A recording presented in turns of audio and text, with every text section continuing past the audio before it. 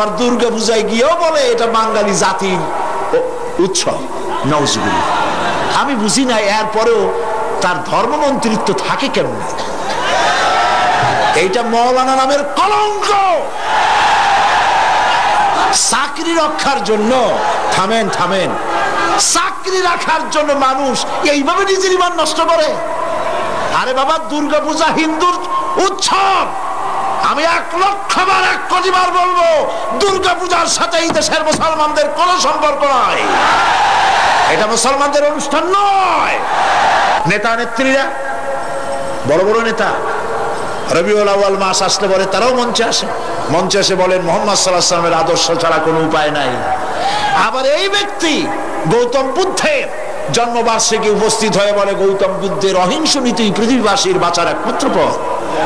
রামকৃষ্ণ মিশনে কি ওই কথা বলে? কথা ঠিক কিনা? অনুকূল ঠাকুরের অনুষ্ঠানে গিয়েও সেই কথা বলে। আবার দুর্গা পূজায় গিয়েও বলে এটা বাঙালি জাতির উৎসব। নাউজুবিল্লাহ। আমি বুঝি না এরপরেও তার ধর্মমন্ত্রিত্ব থাকে কেমন। এইটা মৌলানা নামের কলঙ্ক। চাকরি রক্ষার জন্য থামেন থামেন, চাকরি রাখার জন্য মানুষ এইভাবে নিজের ঈমান নষ্ট করে। আরে বাবা, দুর্গা পূজা হিন্দুর উৎসব। আমি 1,00,000 বার 1 কোটি বার বলবো, দুর্গা পূজার সাথে এই দেশের মুসলমানদের কোনো সম্পর্ক নয়। এটা মুসলমানদের অনুষ্ঠান নয়। তথাকথিত ওই মন্ত্রীর মৌলানা নাম, মৌলানা শব্দ দুর্ভাগ্যজনক ভাবে তার নামে লেগে গেছে। আর হইতে পারে এই মুসলমানদের জন্য নিশ্চয়ই নয়।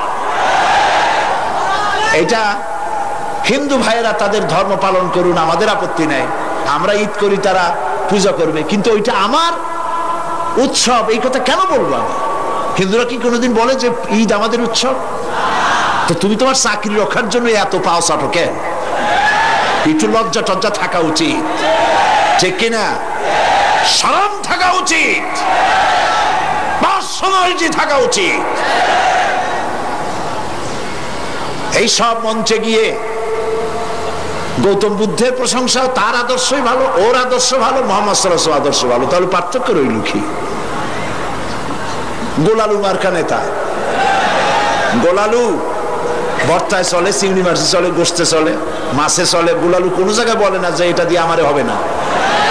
কাজী ওরে পূজায় ফুলের মণ্ডপেও চলে, ঈদের মাঠেও চলে, সব জায়গায় চলে, জাহান্নামেও চলবে।